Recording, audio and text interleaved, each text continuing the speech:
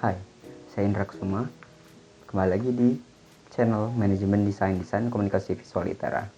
Pada video kali ini, saya akan menjelaskan bagaimana saya menjalankan perusahaan atau studio yang akan saya bangun. Studio yang akan saya bangun adalah studio videografi, yang mana kondisi sekarang saat ini adalah saya mempunyai kamera yang profesional yang mumpuni untuk videografi, lalu mempunyai laptop high-end dan keperluan tripod atau keperluan lighting yang seadanya untuk videografi. Lalu jika investor memberikan saya uang senilai 10 juta, maka 5 juta pertama akan saya pakai untuk membeli PC mid-end, yang mana PC mid-end ini akan saya gunakan untuk editing sederhana seperti cutting atau editing sederhana lainnya. Lalu 1 juta untuk keperluan kantor seperti meja atau alat-alat kantor seperti pensil dan segala macam.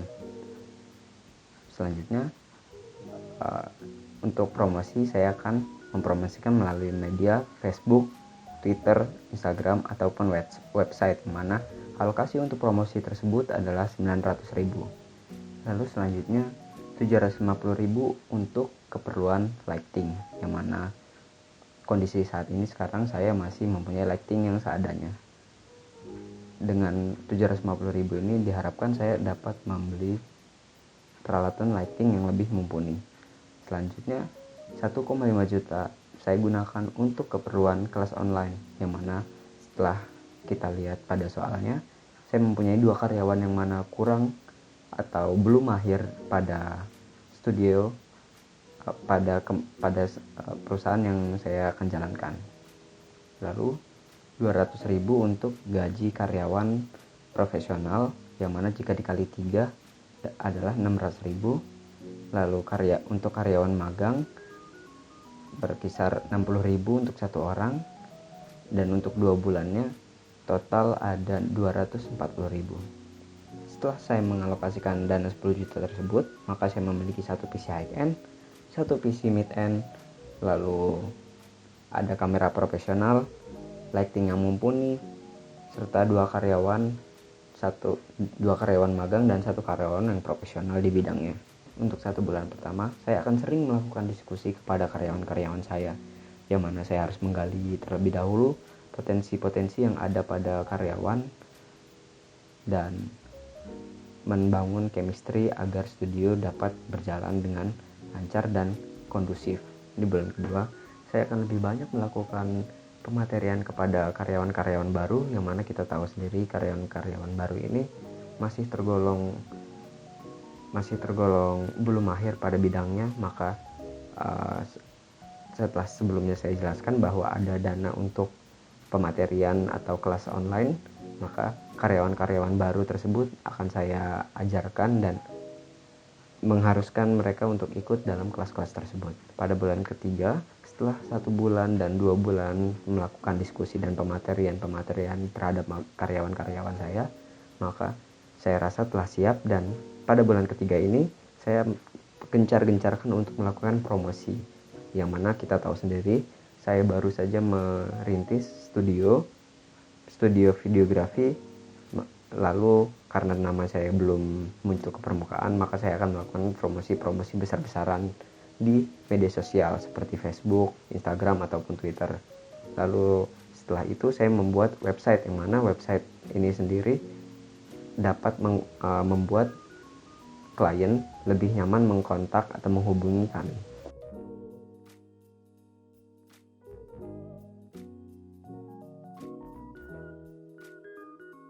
Cara saya memaksimalkan sumber daya manusia dan dana yang saya punya adalah, yang pertama, tentunya saya harus mengetahui dulu kemampuan atau spesialis yang karyawan saya punya.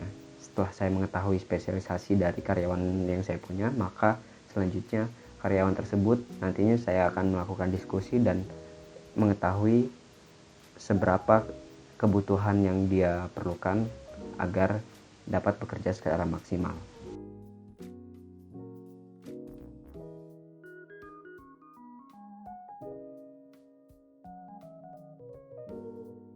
Cara yang saya tempuh untuk mendapatkan kualitas atau sumber daya manusia yang maksimal, yang pertama tentunya saya melihat ke belakang, melihat jejak ke belakang apa yang telah karyawan saya lakukan, lalu melihat portofolionya, apakah kemampuan yang dia punya sesuai dengan visi perusahaan yang saya punya.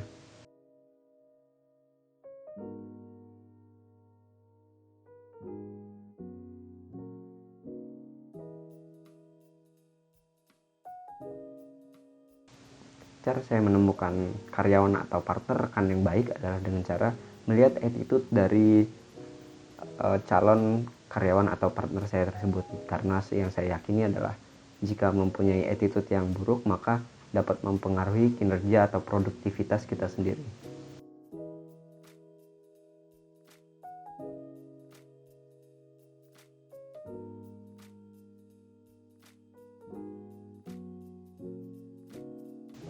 Dalam jangka waktu bulan, untuk dikenal lebih dari 10.000 orang menurut saya sangat menantang.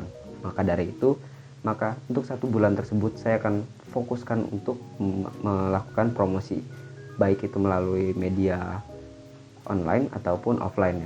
Kenapa?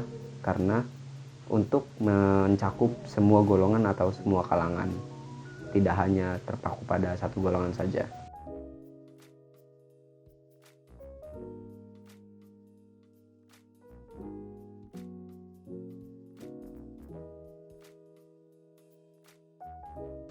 Untuk karyawan tetap nyaman di studio yang saya miliki, tentunya saya membuat studio dengan senyaman mungkin untuk ditinggali dan membeli fasilitas-fasilitas yang mana membuat karyawan nyaman, seperti tempat untuk istirahat, tempat untuk mengambil minuman dan segala macam. Lalu selanjutnya tetap mendengarkan aspirasi dari karyawan karena mereka tidak tertekan atas aturan bos dan karyawan.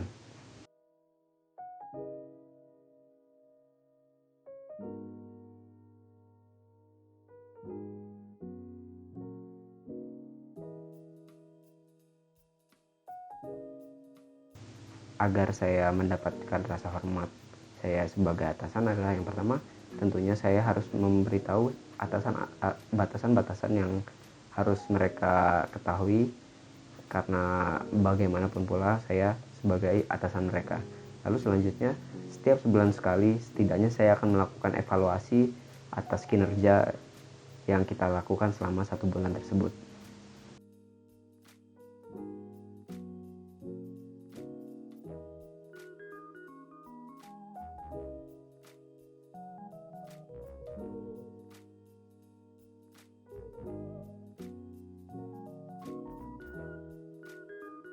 Yang pertama, mengapresiasi pekerjaan karyawan, lalu menghargai pendapat karyawan, dan menghargai atau memberikan apresiasi terhadap karyawan yang memiliki etos kerjaan yang baik dan mendukung bisnis perusahaan saya lebih maju.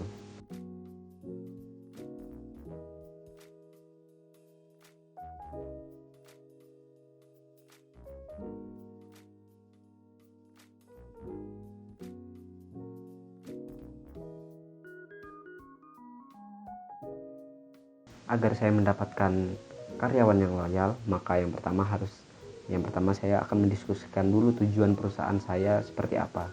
Maka setelah melakukan diskusi, karyawan bisa memilih untuk tetap melanjutkan dalam perusahaan saya ini atau berhenti karena mereka merasa tidak cocok dalam pekerjaannya.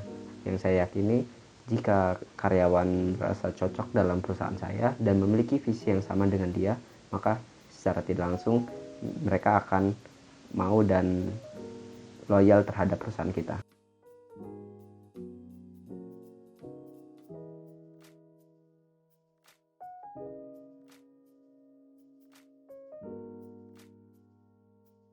Karena yang bersangkutan telah melakukan kesalahan, maka tentunya ada penalti tertentu agar karyawan tersebut merasa dia telah melakukan kesalahan. Yang pertama, kita dapat membuat penalti seperti menambah jam kerja atau memotong gaji, karena bagaimanapun pula dia telah melakukan kesalahan yang merugikan perusahaan kita. Lalu selanjutnya, karena yang bersangkutan memiliki kinerja yang memiliki kinerja yang baik, maka kita tidak bisa serta-merta memutuskan hubungan kerja. Bagaimanapun pula mereka telah berjasa pada perusahaan kita.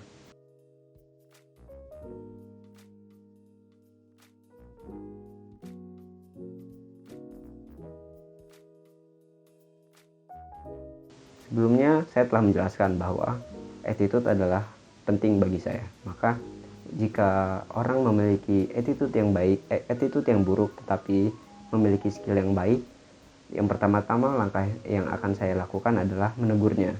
Jika menegur pun tidak cukup, maka dengan berat hati kita memutuskan hubungan kerja. Karena bagaimanapun saya rasa jika seorang memiliki attitude yang buruk dalam pekerjaan, maka dapat mempengaruhi produktivitas orang lain untuk bekerja dengan baik.